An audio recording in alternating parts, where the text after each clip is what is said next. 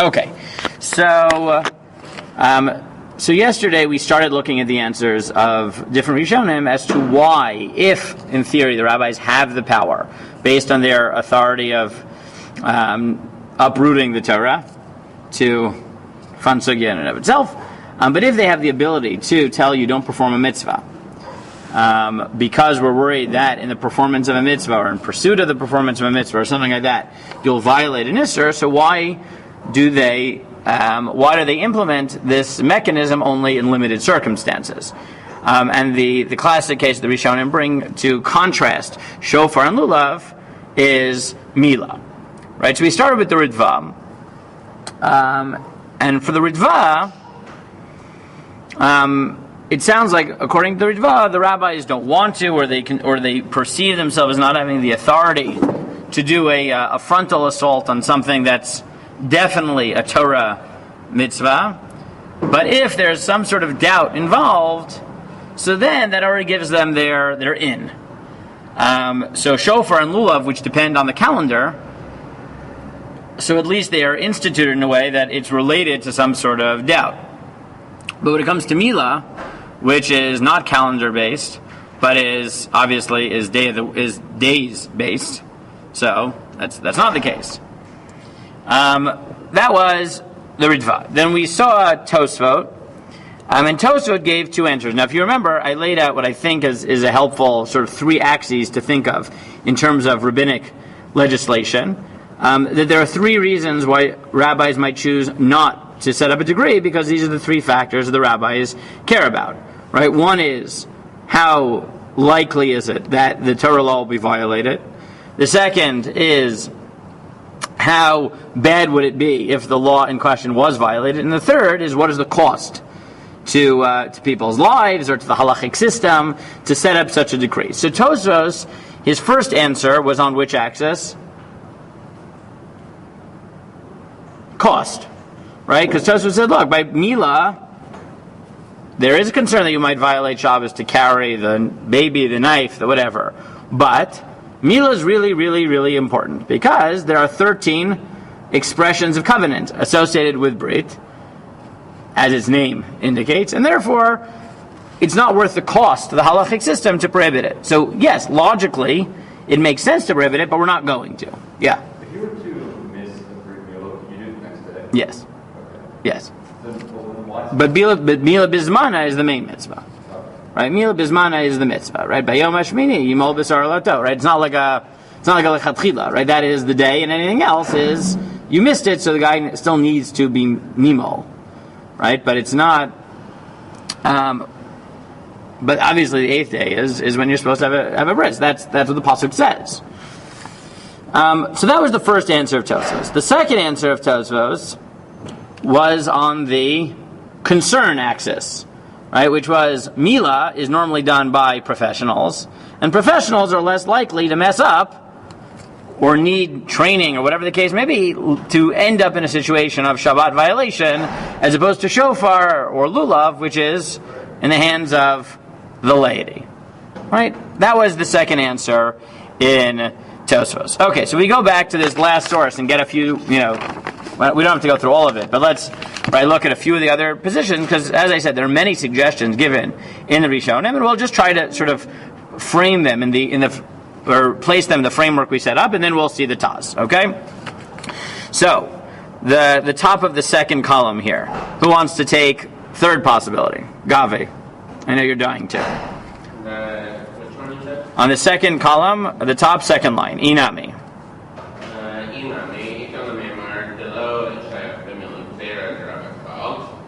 So, by milah, we don't use Gezeirah at all. The halacha-theory of malacha, the hanukah, because we permit doing the of malacha of chovel.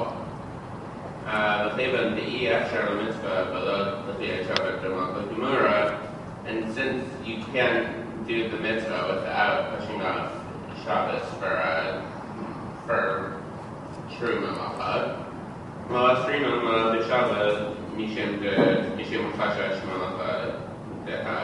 the havara of carrying. Okay, so what's the third answer here from this, right, that he quotes the name of Tosfot? Why by Mila don't we set up a decree? Because you need to do this malacha in order to fulfill the mitzvah. Right, so Tosfot has this fascinating claim, which is, look, Mila, whether you like it or not, is going to entail Shabbos violation. So once that's the case, like once the Torah told you, go ahead and violate, so then what exactly do we gain, right? Meaning we know that Mila explicitly is Docha Shabbos. It is a malacha by definition. Right? The actual act of Mila is, and therefore once we permit Mila, so there's no room to prohibit Mila for some ancillary concern of a different malacha. Right? What do you think about that answer? Right? Frame that answer. Explain that answer for me. Still doesn't explain though why it is permitted. Meaning, there's no source. I believe like there's no pasuk that says like when these two things meet, the Mila overrides. So according to Chazal, there is Bishmini afilu b'Shabbat. Oh, it says that. That's a drasha in Shabbos. Yes. So okay. So if you combine that with this answer, then yeah. Right, meaning, right, what Tosfos is getting at, I'm not 100% sure myself, right, but... Are we sure? Now, once you're breaking Shabbos to do Mila, then, anything you need to do in order to fulfill this... So that is not true, right, that's a machlokes in Shabbos, we don't paskin that way. Right, you could have paskin that way, like Rabbi Eliezer, but we don't paskin that way. Rabbi Eliezer thinks that you're allowed to do any malacha in preparation for Mila, right, that's in the perek of Shabbos called Rabbi Eliezer de Mila. Right? What? No, we paskin like the Chachamim against. What? So I don't think Tosfos is saying that you can carry lechatchila. That's Rabbi Eliezer. That's obvious. According to Rabbi Eliezer, there's no question. Right? There's no room to prohibit it because you're allowed to carry. You're allowed to do all the other malachot. So why would you prohibit it? You're allowed to do it, right? Ab initio. Are we sure that the Brit Mila itself is actually still in Malachat Shabbos? Yes. Like even though it's Brit Mila? Yeah. Meaning it's a malacha meaning it's a malacha and it's mutter. It's a mitzvah. But it entails an act that in other circumstances would be a malacha. Right? So I'm not really sure what Tosfos wants from this. Does is it only like who's it mutter for? Just like the Moel or? Whoever's doing the milah. Meaning, anyone can be a moel. Right? The main mitzvah is for the father, but anyone can be a moel. Right? So, I'm not really sure how to frame this answer in Tosfos. Right? I'm not 100% sure. I mean, it could be that what he's saying is, look, once the Torah tells you that there's a danger and the Torah doesn't care, so then you know that the Torah has actually weighed in on this calculus and said, Mila overrides Shabbos, and therefore that sort of guides us to say it's not worth the Gezeirah. It could be something like that. It could be that this is another way of saying, look, Mila is really, really important. How do I know? Because it's Docha Shabbos to begin with. I don't really know, right? It's hard to really pinpoint what he wants here. Now the Meiri, which he quotes, hints at what is already going to be the main answer of the Taz. So who wants to take? You can, actually go to the Meiri inside. Right, go to the Meiri inside, and then we can look at its summary. Someone take the Meiri. Where is this? On the first page, right? Where's the Meiri from? Remind me his name, where he's from. Menachem. His name is Menachem Lebeit Meir, right? Mishpachat Meiri, right? Where's he from? Also known as Provence. How do you know that he's from Provence? Besides for the fact that I've talked about it 100 times, how do you know? What's the clue? Where all the light names are from. Very good. That's because that's where all the light names are from. Yes, all of them have nicknames that relate to light. Right? Meiri, the enlightener. Why? Because what are the two main cities where Jews live, at least? Lunel, which means. Well, one of the Orachaims came from it, not the Orachaim you're thinking of, though. But one of them did, yes. The Provençal one. Right? So, what's the Right? What are the two main cities that the Jews lived in Provence? Lunel, which means what? The moon, like lunar, right? And Narbonne, which means the sun, right? Now there are Jews in other places as well. There's some in Montpellier. There's the Ravid, who's like the Gadol of Provence, lives in a different city, right? He lives in Posquiers. He lives there because Gavi. Remember why he gets to live in Posquiers and everyone else lives in Lunel Narbonne? Because he's rich. He's rich and he has a castle, right, or an estate, and so he lives on his estate, and it's in Posquiers. Okay, there you go. But which other people live in Provence? Who have light names? Now, Rashi is northern France, and he's right, whose name is both his nickname and his actual name are light related. What's the Balamor's name? Zerachia. Reb Zerachia Halevi, right? Zerachia obviously like the shining of the sun. And the Baal HaMor, why is he called the Baal HaMor? Because he divided his commentary on the Rif into two parts. On some parts of Shas, Nashim Nezikin is known as the Ma'or Hagadol, and on Moed it's known as the Mor HaKatan, or in English, the sun and the moon, the small luminary and the big luminary, or in French, Lunel and Narbonne, right?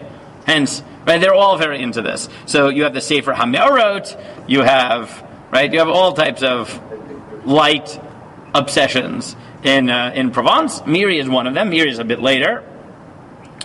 So what does Miri say? V'yesh mitartzim.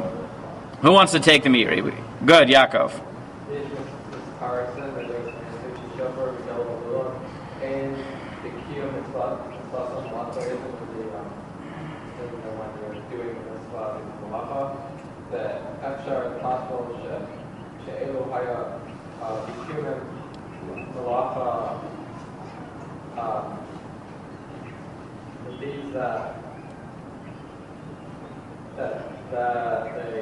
That there is a halacha itself. Look, in its essence, while you're doing a low and truly, you wouldn't make a mother.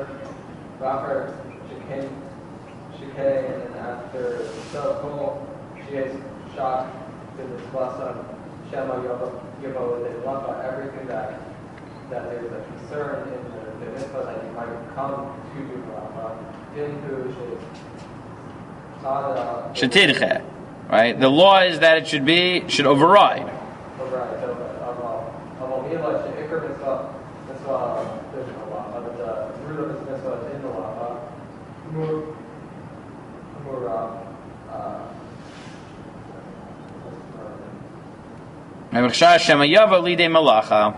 So what does Meiri say?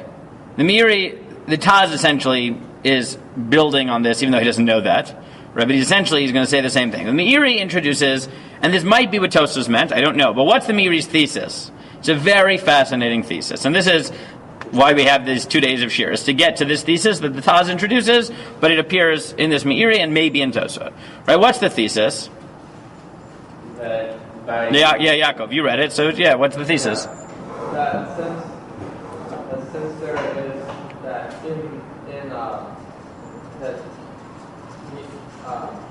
Mila is different than the other three because since in the action of Mila you're doing malacha, therefore when you can't get rid of Mila by saying you're concerned about doing a different malacha because it itself isn't malacha, that's why we're worried about it. Right, so this is similar to Tosfos. Now, the way that Taz is going to take this answer is in a very particular direction. And he's going to say as follows.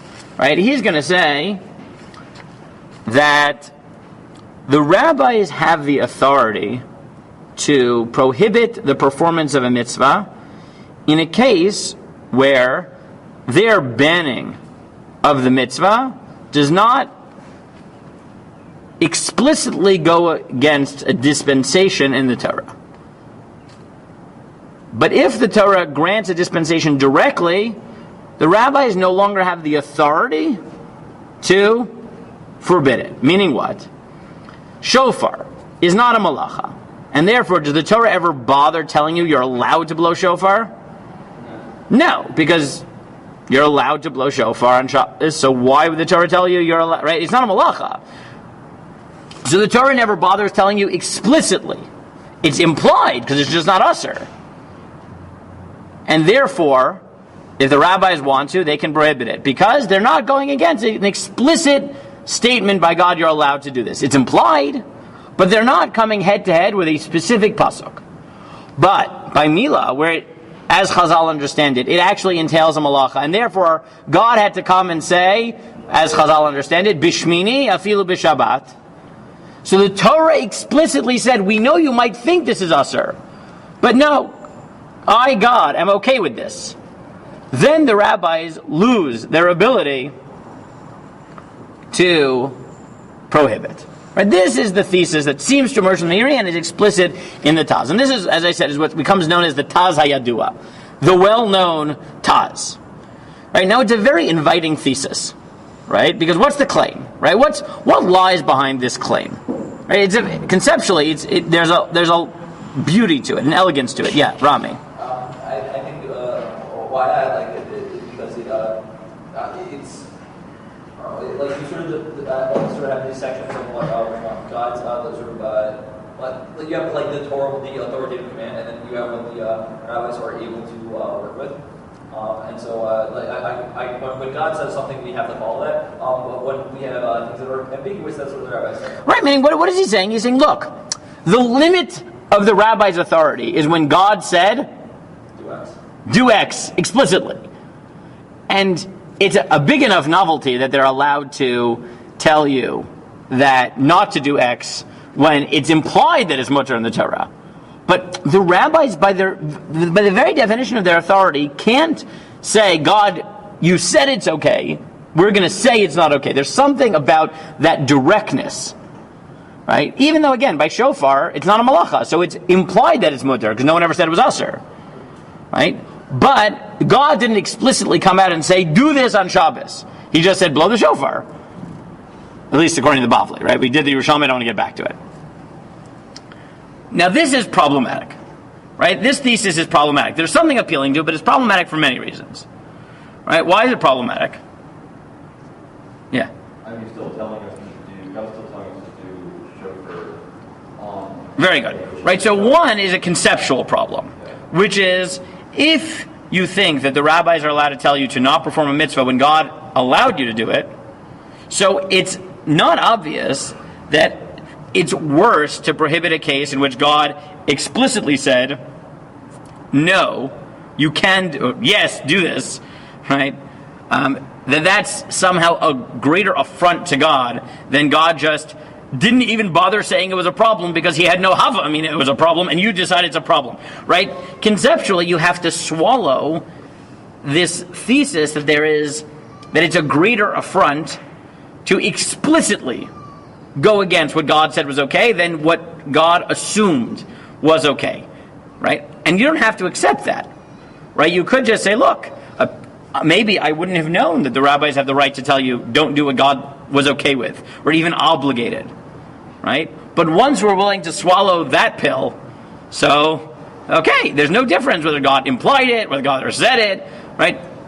Their power is much stronger than we might ever have guessed, right?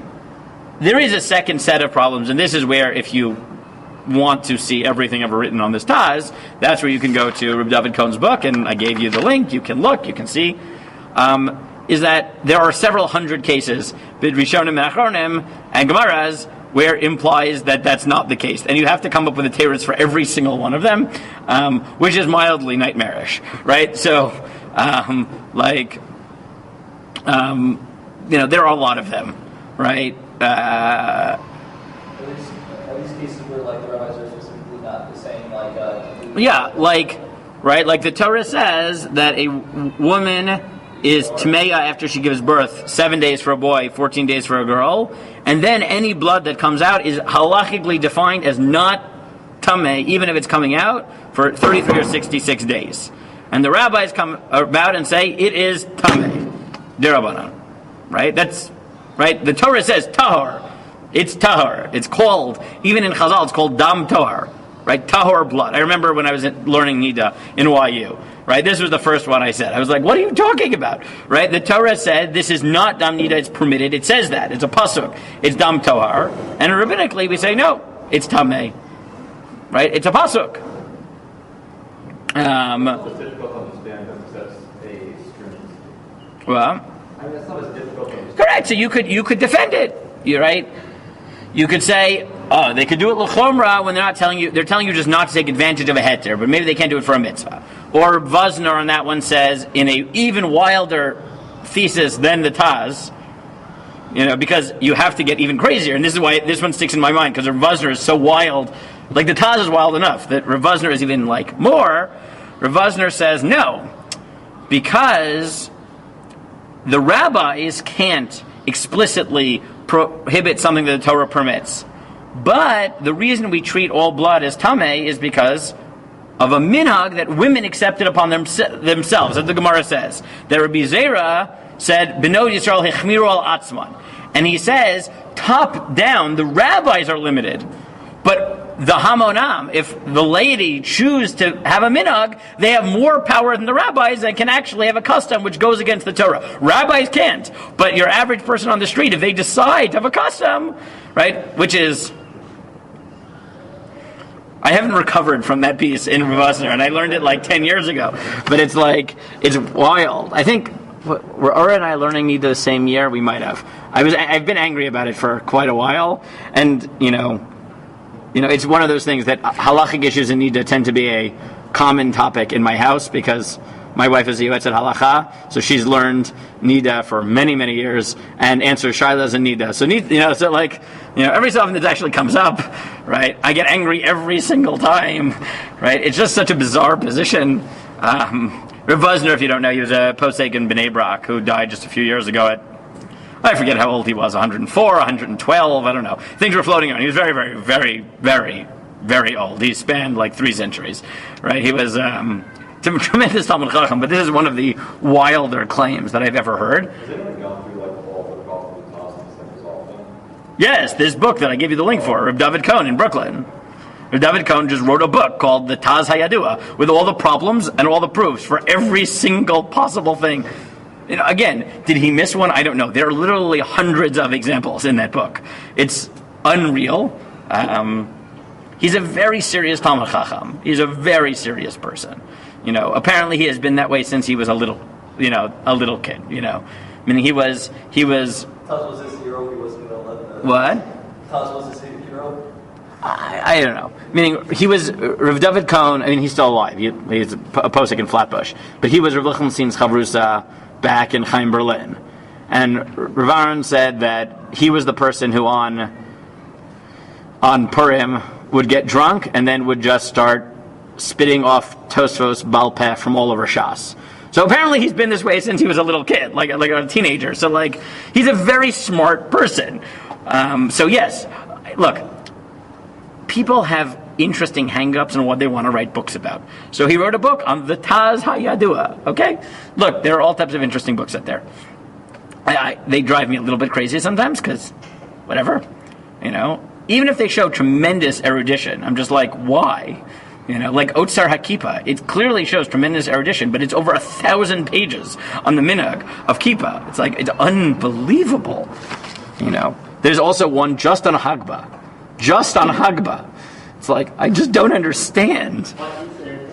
I don't know. It's called, if I remember correctly, it's called Lahachzir Atorah Liyashna Be'inyan Hagbad HaTorah Kehilchada. It's unbelievable what people can write on. Again, it shows tremendous knowledge of Torah, but what is going on? It's like certain things I get, they get their own volumes, like Shmiras Shabbos Kehilchasa. I get it. Shabbos is a big topic. But Shlomo Zalman covered that in a 2 or 3 volume book, right? But Chol HaMoed Kehilchasa is as long. And so is Yom Tov Sheni Kehilchasa, which is also 500 pages long. Also, happens to be very good. Yom Tov Sheni Kehilchasa I actually like. So yes, if you want everything ever written on the Taz, I gave you the link. You can go on Hebrew Book and you can just read. At some point, I did not go through I think I read through the first 90 or something, and I just gave up. It was like when I was in Smicha and Ray Schwartz in Nida, when I asked this question, he's like, oh, look at David Cohn's Taz HaYadua. And if you had the opportunity to do a deep dive on any one, This is not it. What would it be? We've already talked about this. If I had to do a deep dive, like if I had to write my dissertation right now, right, it would be on the question of how in the 20th century we replaced the entire conception of minhag, which for thousands of years depended on geography, and replaced it with ethnic identity of your ancestors, right? How that happened, both halachically and historically, right? Because it starts happening in like random little passages in the 500 years ago, and then like, slowly becomes the norm without anyone ever stating it until like the 20th century. Though someone has recently written a master's thesis at Bar Ilan on just the approach of 4 poskim to this, Rabinovich and Moshe, I think, Shlomo Zalman, something like that. If I had to do a deep dive, I already did my deep dive on halacha in the age of social media. I already did that, right? I already wrote 500 pages on that. Eventually, over the beginning of the summer, I started working on it and putting it into a book, and then things just got crazy. And several Rosh Yeshiva said when they have time, they'll review some of it. So, so I already did that deep dive. I don't know, but it's not this. It's not the task. Okay. Everyone has their thing. If you remember, you guys weren't. Oh, Yudi was here 2 years ago when Max had an obsession with aliens in Torah. Do you remember this? Yeah. Some people really like that. There are 2 modern articles on that topic. Rabbi Lamb wrote one, and Rabbi Aryeh Kaplan wrote one.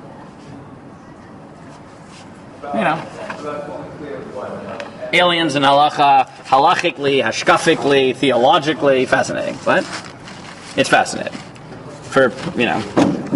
Everyone has their things. Look, if any of you write a sefer, even if it's a deep dive into something that I don't think is worth it, if it shows sufficient erudition and analysis, I will make an attempt to get through it, okay? Okay, so that's the claim. So let's look at the Taz, okay? So again, I mentioned to a few guys in Seder, who is the Taz? The Sefer he's one of the main commentaries on Shulchan Aruch. Expanded, it is the Turei Zahav, as it says here, right? His name is, let's see if you remember from an hour ago. David, very good. Very good. David Halevi Segal. Right? And again, the reason he's called Segal is because Segal is a traditional Levi name because it stands for Sgan L'Kohanim. Right? So that's a Segal is Sgan L'Kohanim. It's a Levi name. There are certain Levi names. Levi and Segal. Right? There are probably others. What? Yeah. And I know, on my block we have neighbors who are both Levine. One of them are Kohanim, the others are Yisraelim. Okay, it happens. I don't understand. Okay? I have friends who are Kohen, who are not Kohen. Yeah, it happens. I don't know. But, and then obviously there are Kohen names, like Cohen, Katz, right, which stands for Kohen Tzedek, right? Kagan, which is just Yiddish for Kohen, right? And then there's Kasdan, right, which is a more Sephardi one, which is much more which is much more intense. Right, Kasdan stands for Kohanim Shluchei Derachmana or Didan Ninu, which is a machloket in the Gemara in Kiddushin and Nedarim, whether the Kohanim are our messengers or God's messengers. Right, so it's a machloket. Kohanim Shluchei, or the Kohanim are messengers either of Didan, ours, or Derachmana, of God, Ninhu. So Kasdan is a abbreviation of that phrase, either way you take it, or Azulai is a Kohen name, right, because it's a long acronym for Isha Zonah v'chalala lo yikachu, right? The women that are Kohen can't. These are all types of fun ones. But Segal is the Taz's name, right? The Taz is one of the main 2 commentaries on Shulchan Aruch. He writes on all 4 halakim of Shulchan Aruch, right? Let's see if you remember Gavi. On Orach Chaim, who's the other main commentary? No, that's on Yoreh De'ah. The Shach is the other main commentary on Yoreh De'ah, but on Orach Chaim, it's the Magen Avram Gombiner, right? The Shach, the Sifsei Kohen, right? Or Shavtei Kohen Rappaport on Yoreh De'ah, right? Not the Mishnah Berurah. Okay, we've said this before. Mishnah Berurah is much later. He's hundreds and hundreds of years later, right? Magen Avram, Taz are 17th century, like 1600s, right? Mishnah Berurah is 20th century, late 19th, early 20th century. Okay, so So let's look at the Taz. The Taz says, Mishum Shema Yitlenu Biyado Leilach Etzel Baki Lilmod V'Avirenu Dalet Amad Bershut HaRabim. Right, you don't blow shofar on Shabbat because we're worried you'll take the shofar to learn how to blow it for Amod in a public domain. V'Hiksha HaMizrachi. So, the Mizrachi. Who's the Mizrachi? No, Mizrachi is Rabbi Eliyahu Mizrachi, the Re'im. He wrote he has a set of tshuvot. He wrote a commentary, a super commentary on Rashi. B'yom tov namig nigzar shema yitaken klei shir. Why are you worried about? Why don't you say you can't blow shofar ever? Ever. Because you might have to fix it. You might have to make it. You might have to puncture the hole, take out the cartilage, and make it a usable shofar. So carrying on Yom Tov we're not worried about because you're allowed to carry on Yom Tov. But we're worried, but why don't you just say you're never allowed to blow the shofar? Because you might make a shofar. So he says, V'herech bazel, basov lo teretz klum. He said the Mizrachi goes through a lot of answers and lo teretz klum. What's lo teretz klum? He just doesn't, he has no answer. Ulafia da'ati. Nireh. Okay? In my humble opinion, it seems. And again, I've mentioned this before. Gavi, what does it mean every time someone says ulafia da'ati? That he is trying to be humble, but also expects something. Exactly. He's about to tell you a chiddush, right? Every time, rabbis have this thing, right? The bigger the chiddush they're about to say, the more humble they couch it in, right? So, lifia niyadati is in my humble opinion, meaning I'm about to say something novel, right? And then there's lulei de mistafina, which is my favorite, right? Lulei de mistafina means if I weren't afraid to say what I'm about to say because everyone disagreed with me, then I would say I'm not saying it. But if I weren't afraid, this is what I would have said, right? That's my, that's my favorite. But that usually means lulei de mistafina means I have a big chiddush, right? Lafia daiti means I have a chiddush. Lulei de mistafina means I have a really big chiddush, which I'm not saying. I'm just telling you at length what my thing that I'm not saying is, right? And then afterwards they'll usually say something like, I'm mevatel da'ati b'fnei hagidolim or something like that. Right, okay, great. Right. Or lulei divreihem, right? Something like that would be the same thing, right? If it weren't for the fact that everyone said something else, I would have said this. So he says, Lafia niyadati, tikol shofar lo nitan lashir el tzkuei shel mitzvah. Al karchach lo gazru kain. Answer one is a very limited answer, which is, look, you blow the shofar, it's not really an instrument. Right? No one uses a shofar as an instrument, they use it for a mitzvah.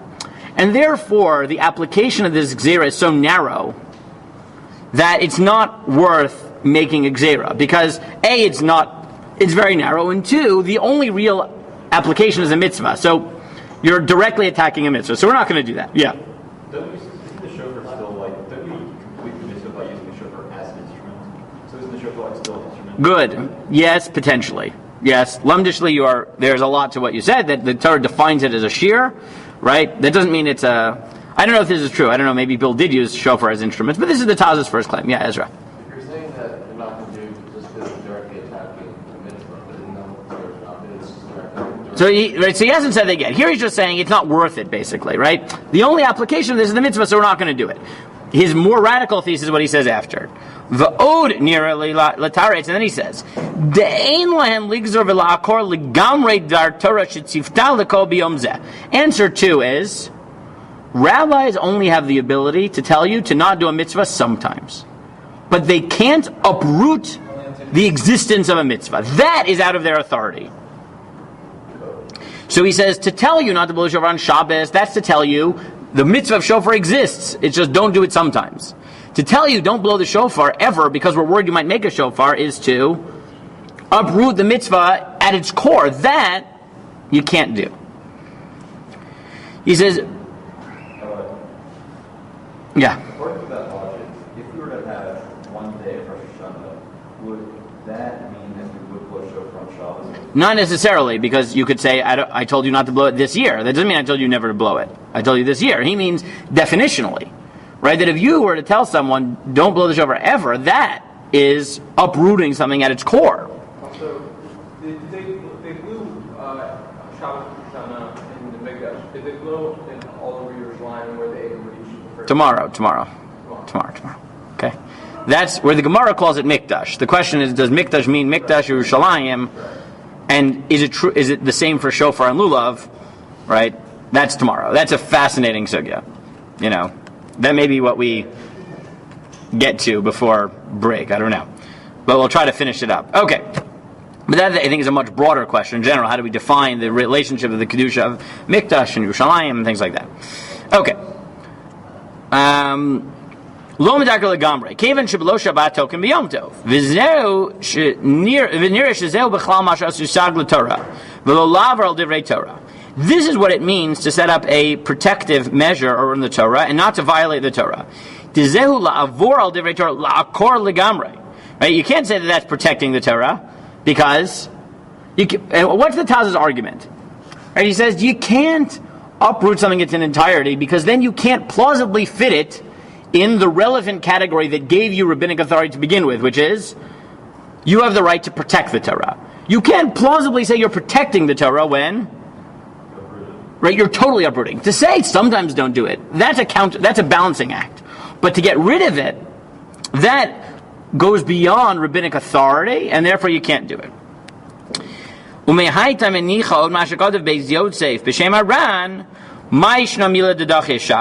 says that's why Mila is different. The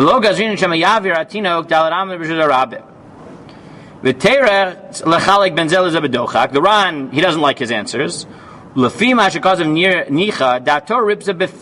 now, I'm not sure if the Taz thinks this is a third answer or this is how he understands his second answer, right? But here's where he introduces the explicit question, right? The first one is you can't get rid of a mitzvah entirely, and now he has this different formulation, which is the Torah ripta befeirush of Yom Hashmini. By Mila, the Torah says do it on Shabbos. Afil b'Shabbos lo ratzu lakor dvar Torah befeirush mishum Gezeirah. Because when the Torah says explicitly you're allowed to do it, the Torah can't. The rabbis can't tell you not to do it. So here you have two formulations. One is you can't get rid of a mitzvah in its entirety, and the other is you can't go against an explicit permission. One of those formulations I get, right? The first one, okay, I'm willing to buy. You can't get rid of a mitzvah in its entirety, you can do it sometimes. But the Taz seems to equate that with 2b, right? Which I would have said is a different answer. But he seems to equate it, which is what emerged from the Iri, is that you can't set up a Gezeirah that goes against an explicit heter in the Torah. Right? Because, again, that's beyond rabbinic authority. Now, the Taz says this in multiple places, as he himself notes, that he says in AUDIO-KosherTube as well. I gave you one, I had some mercy. This is not a given at all. Gavi, you can tell them, it's not a given I have mercy. I'm trying really hard to have mercy here. I'm like, Rav Rosenzweig used to say about his shir, that the hardest part of his shir was the tzimtzum, right? Was with, restraining himself. Which I always found astonishing because, like, in an entire year in Rosenzweig's share, you can do like 5 blot, right? Like, because he goes so exhaustive on every sugya. So I never quite knew what you could add to the sugya, but I feel that way even though I don't cover. What? Yeah. When I was in a share in YU, right? And he has this thing of just going, as deep as you can into a sugya. Oh, Ariel. Moshe Ariel. Yeah, Ariel's great. Rabbi Ariel. He's great. Yeah, meaning Ariel's a few years older than me. Yeah, Ariel is 2 or 3 years old. Maybe more. I don't even know. Trying to think. I think there's 2 kids. The one that overlapped with me in yeshiva was Itamar. Right, he was a year younger than me, but he skipped a grade. But we were the ones who overlapped. He gives a share in YU, and he's a Dayan on the Bezdin of America. But Ariel was like a few years older than me. He was still at the end of, I think, his time in shir when I started. It's all mishpacha in Rambam, right? Because he's Israel Eliach's nephew. Yeah.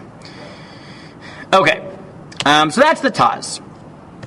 And like I said, this is a very far-reaching thesis. I'm not sure it's right. I don't know. Right, both because of the reason Yonatan said before, which is, again, his second answer, which, again, he equates with the third answer. I'm not sure it's the same. I get. To say you can't get rid of a mitzvah, you can tell you not to do it temporarily, I sort of get the logic. To say that the Torah said you can do it, rather than implied you can do it, and that makes all the difference, that, again, as I said, David Cohen goes through all of them. If there are textual proofs, there's conceptual problems with it. I don't know what to do. Okay. Yeah. So now, in the time we have remaining, we've now seen the Taz's thesis. You now know it. And as I said, what you need to know is that it's A, very well known, B, extremely problematic. That's all you need to know, okay? That it's quoted all the time, but it's not at all obvious that it's right. Okay? Yeah, his first answer I think is much stronger, but it's this last answer that people like the most, and is the one that Taz himself quotes in other places. I don't know, because the Taz seemed to have liked his last formulation best, because he quotes it in more than one place. I don't know. Where everyone likes quoting it and then saying, this might or might not be true, but it's the Taz, the famous Taz. Okay. I don't know what to tell you. We don't often paskin like the Taz, just know that, right? Like in general, poskim, if it's a machlokes Magen Avram and Taz and Orach Chaim, they'll follow the Magen Avram. If it's a machlokes Shach and Taz and Yardea, they'll follow the Shach. That's just the way it is. We do sometimes follow the Taz. It's not clear why. Apparently Rai Soloveitchik once said that the reason we don't follow the Taz is because when the Shach wrote his commentary on Shulchan Aruch, he was finishing his commentary and he wanted a haskama, so he sent it to the Taz, because the Taz is a little bit older than the Shach, and the Shach was intimidated by how good the Shach was, so refused to give him haskama, and therefore Hashkacha has made it that in revenge we never paskin like the Taz. I don't know what to make of this story. This is what I heard when I was in YU. I have no idea what to tell you. Have you heard the story about Taz talking about like kashrut, that's familiar? I don't know. Right, and the Taz's father-in-law is who? Because he quotes him all the time and argues all the time. It's the tensest relationship in that family ever. And he'll always quote him as Mem Vav Chet, right? Which is Mori V'chatni, my master, my father-in-law, right? Is the Bach, right? Is Rabbi Yoel Circus, the comment during the tour, right? Yeah, that's the apocryphal story, which I don't know whether it's true or not, is that when he proposed, proposed to.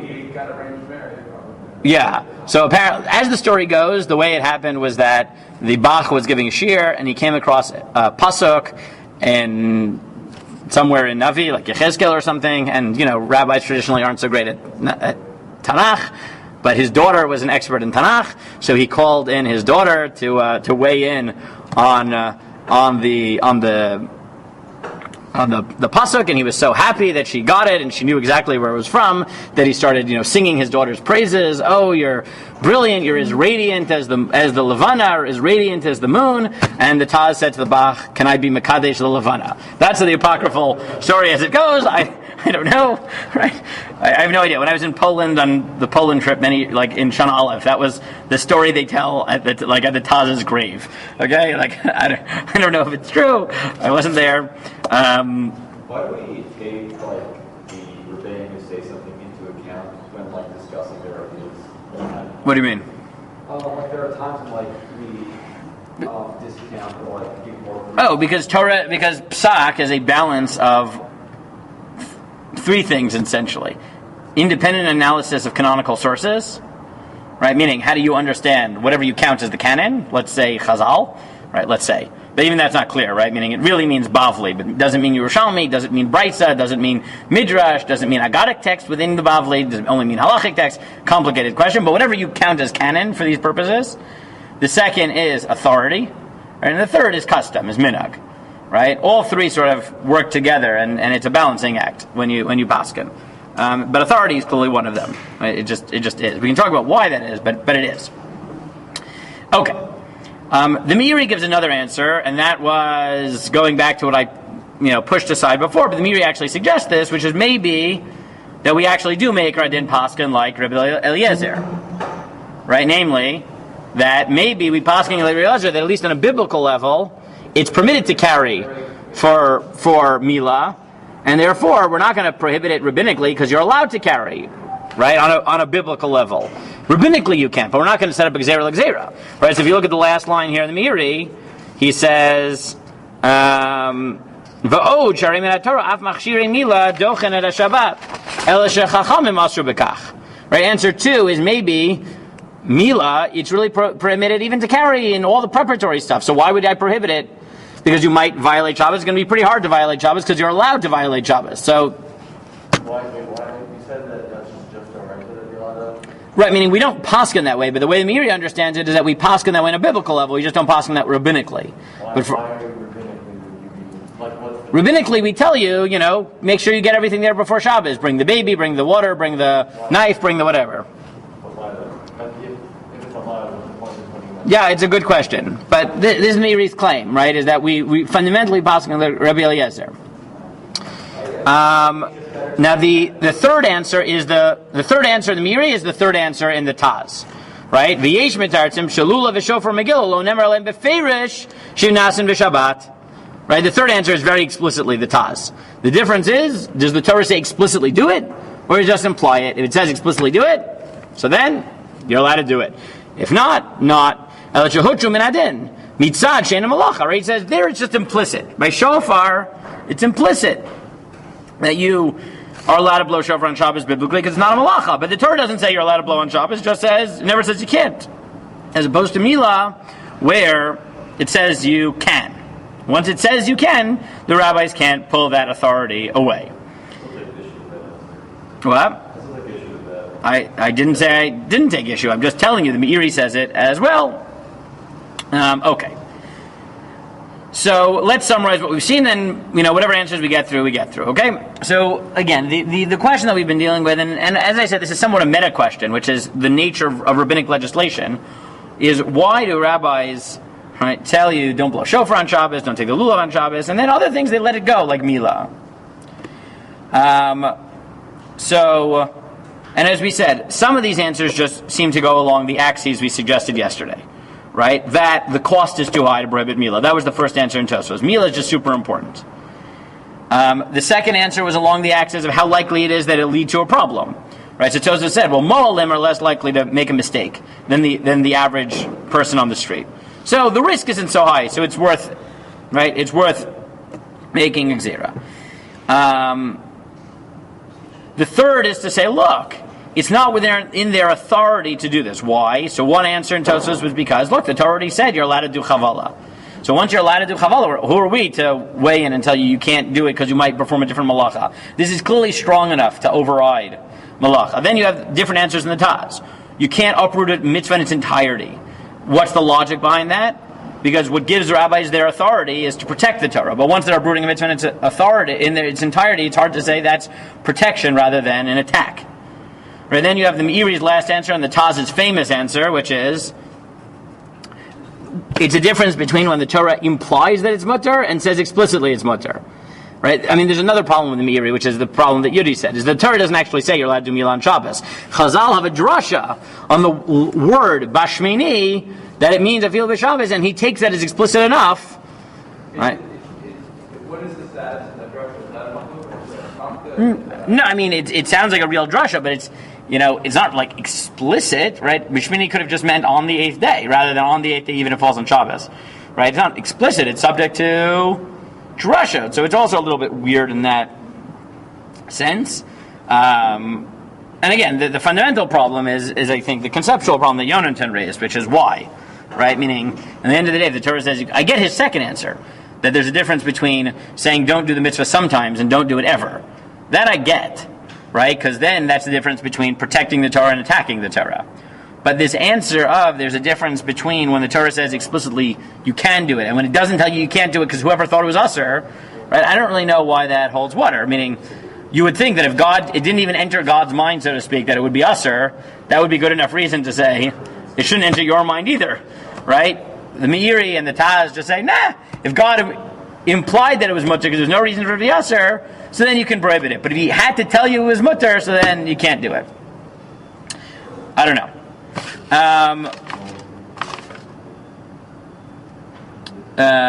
Right, the other answer of the Taz was, look, you only ever blow the shofar for a mitzvah, so it's not the type of thing we make Gezeirah about. We only make Gezeirah about things that are also not mitzvahs. Okay? I don't know. Now there's a few other answers. So if you look here, the summary, So he quotes the Meiri, we saw it. Then there's the suffix answer of the Ritva, if you remember, right? And here in this Otza Rishon, they go through it, right? Alter Zanal Shemilu Lekas Fika Klal, right? They go through all the suffix questions, which the Acharonim don't love. Meaning, according to Ritva, whether it is inherent halacha, I think, has nothing to do with it. Correct. It's just is there a petach because it is a suffix. Again, the Acharonim really don't like this answer because they say there are cases of suffix. Right, there are suffix cases. So, for example, like a baby who might be a nefel, right? A baby who might not survive. You don't give him a milah right, until you know he's going to survive. Right? There are cases of doubt where you don't perform milah, right? Or ben hashmashot, right? If he's born ben hashmashot Friday evening, going into Shabbos, you wait till Sunday, right? Because you're only allowed to do milah bismana on Shabbos and not milah shlo bismana. So if it's Friday ben hashmashot, it might have been born Friday, so then you can't do the milah on Shabbos because it would be a day late. But you can't do the milah on Friday because it might be a day early. You're never allowed to do milah early, so you end up doing it on Sunday.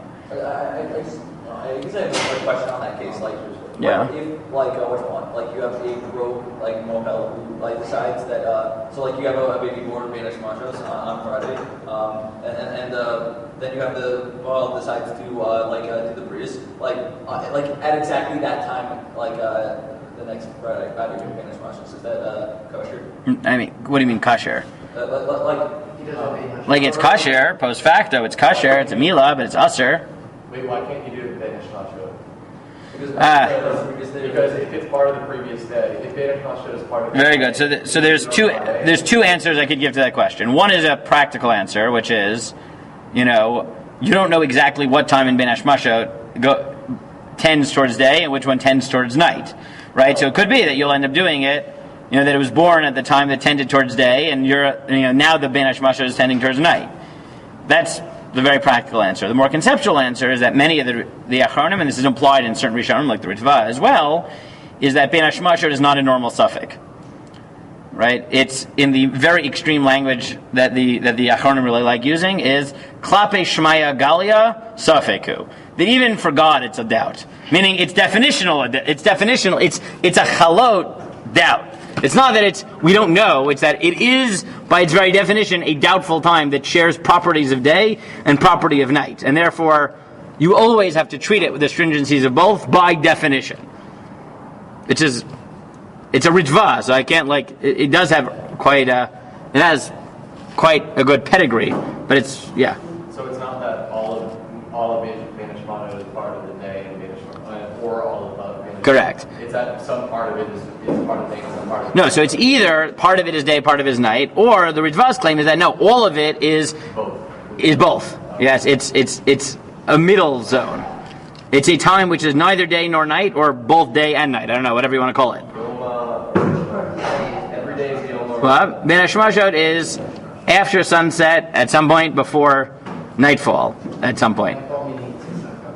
Yeah, but the exact parameters there are complicated because the Gemara, right, has a machloket about it. It could be as long as 72 minutes, or maybe even more, or it could be Rabbi Yossi in the Gemara says that Ben Hashmashot Keref Ayin, right, that it's as long as a blink, right? There's a moment, and we just don't know exactly when it is, but it's at some point. It's this magic moment. So, okay.